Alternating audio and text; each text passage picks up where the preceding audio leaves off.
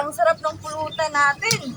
Pare, isa pa! Sige, mag-inuman tayo, pare. Akin na ba to, pare? Asan ako? Shot ko na ba to? Shot! Shot! Dungan! Shot! Shot! Shot! Shot! Shot! Natin. Pare, halika dito. Inuman tayo. May pulutan dito. Sige pare, susunod lang ako.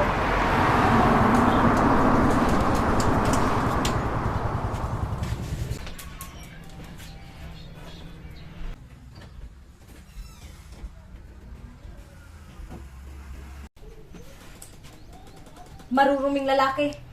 Kaninong aso kaya ang pinatay nila ngayon? Diyos ko, Victor! Kailangan bang sumama ka sa kanila sa tuwing magluluto sila ng aso? Mahal, relax. It's barbecue today. Wala ko sa mood para makipagbiro. Oras na para ihinto mo ang pagsama sa mga walang kwentang tao na yon.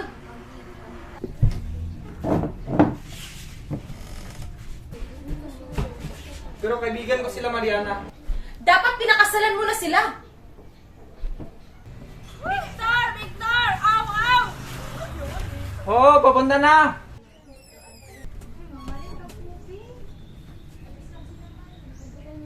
Hindi mo ba iimbitahan ang asawa mo? Marahil inilaanan ng kaibigan mo ang pinakamasarap na subo para sa akin. Alin ang parte ng aso pinakamasarap ha, Victor? Ang puso? Ang atay? Ang utak? Dugo? Buntot? Nais ko sa Diyos na mamatay kayong lahat! Pwede bang painimin mo na lang yung gatas yung bata habang nagsasalita? Bakit hindi mo gawin ang isang bagay sa halip na uminom ng mabahong tuba at kumain ng maruming karne? Bakit hindi ka magpakabuti kahit minsan? Ano namang masama sa pagkain ng karne ng aso? Sa natatandaan ko, matagal nang kumakain ng karne ng aso ang mga taga-Artiaga. Oo, kaya hindi nakapagtataka na parang mga aso na ang asal nila. Oo, pero pinakasalan mo isa sa kanila. Oo, para bang pamumuhay na parang aso. Ano bang nakain mo? Anong nakain ko? Aso! Halika dito, Mariana. Papatayin ko na rin ba si Ramir para sa'yo? Wala nang ginawa yung alaga mo kundi tumahol sa mga tao at magdumi sa harapan ng pintuan. Siguro pwede mong imbitahan ng mga kaibigan mo. Magdiwang tayo. Huwag mong idamay si Ramil dito. Yung aso na yon ay inaalipin ako.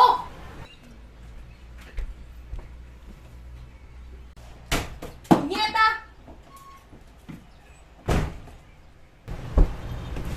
Sige! Kumain at uminom ka hanggang mabitin yung dila mo tulad ng isang nababaliw na aso. Tapos tatawag ako ng veterinaryo. Bakit hindi niyo na lang tigilan ang asawa ko? Mga aso!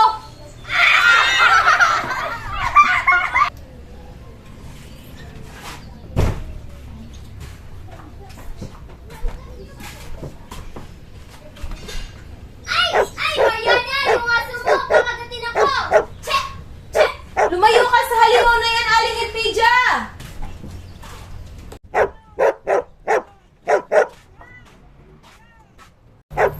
Umakyat ka na, Aling Irpidia! Hawak ko na ang tali ni Ramir!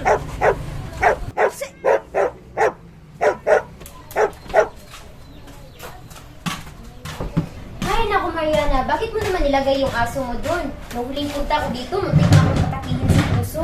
Ideya yan ni Victor, Aling Irpidia. Halika, umupo ka! Ay, naku, bakit ang init-init dito, Mariana? Bakit hindi mo buksan yung bintana?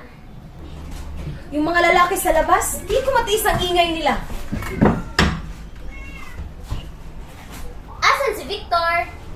Ayun, kasama nila. Isa siya sa kanila. Isa sa ano? Isa sa kumakain ng karne ng aso dito sa Kali at Tiaga. Ano namang masama dun?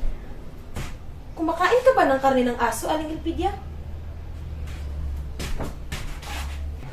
Eh, mas mabuti pa kaysa sa karne ng kanding at tsak na mas malinis kaysa sa karne ng baboy. Sa presyo ng baboy at baka ngayon singtaas ng Mount Apo, mas pipiliin ko kumain ng karne ng aso. Kumusta yung bata? Ayun, natutulog. Ito yung pang-araw-araw na panustos mo na mga gulay. Nagdala rin ako ng bangus. Lutuan mo si Victor ng isang kalderong sinigang at nang makalimutan niya ang pinakamasarap na karne ng aso. Sige, kumuha ka muna ng lalagyan. Sana hindi mo nakalimutan yung mga berling mangga at yung bagay na pinangako mo sa akin. Dala ko lahat. Hindi ko sinabi kay Victor ang kahit na ano. Hindi niya kailangang malaman. Natatakot ako, Aling Elpidia. Kalokohan. Sige, dalhin mo muna itong mga gulay sa kusina.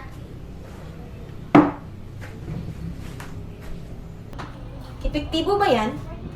Sobrang epektibo. Halika, pahawak ng tiyan mo.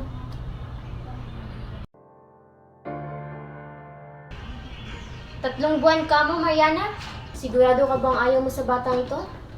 Mukhang malusog. Ayoko ng isa pang anak. Sige, desisyon mo yan.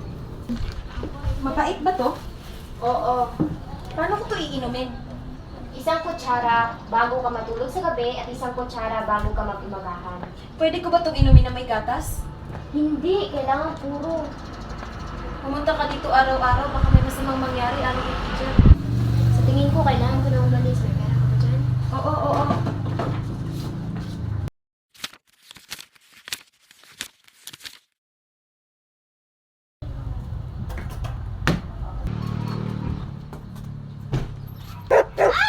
Mariana, yung aso mo! Aling Elpidia! Hawak ko na ang tali ni Ramir!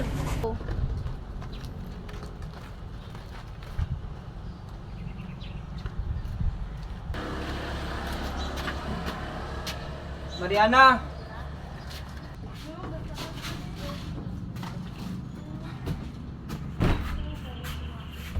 Tahimik! Matutulog na ulit ang bata. Tulog mo pa na naman yung matanda. Ano naman yung dala niya sa'yo? Pareho lang, mga gulay at kaunting isda. Isda? Isda na naman? Lasing ka! Hindi ako lasing. Halika, Mariana. Huwag mo kong hawakan ang baho mo! Hindi ako mabaho at hindi ako lasing. Dapat ba ganito palagi? Away araw-araw? Bakit hindi ka maghanap ng matino na trabaho katulad ng ibang asawa? Oo, yung trabaho ko hindi permanente. Pero sa tingin ko, sapat naman ito para sa atin, di ba? Hindi naman tayo nagugutom, di ba? Tama ba to para sa'yo? Hindi ito ang buhay na inaasahan ko, Victor! Akala ko ba naiintindihan mo? Hindi! Hindi ko naiintindihan! Huwag na nga tayo magtalo. Ayoko magipagtalo sa iyo. Pero gusto ko makipagtalo sa'yo! Ano bang gusto mong gawin ko? Ako yung magtimpla ng gatas para sa anak natin? Sana gawin mo nga! Kumalma ka, Mariana. Hindi yan nakakabuti sa ating pangalawang anak. Wala nang pangalawang anak! Anong walang pangalawang anak? Nakikita mo ba to? Isang kutsara sa umaga, isang kutsara sa gabi. Mapait pero titiisin ko, Victor! Akin na yung bote. Hindi! Akin na sa amin. Akin na yan, Victor! Akin na yan! Punyeta ka, Victor! Punyeta ka! Bitawan mo ako! Nasasaktan ako! Para kang hindi ina. Gusto mong patayin ang sarili mong anak? Walang makakaalam, Victor! Alam mo, alam ko, at alam ng Diyos.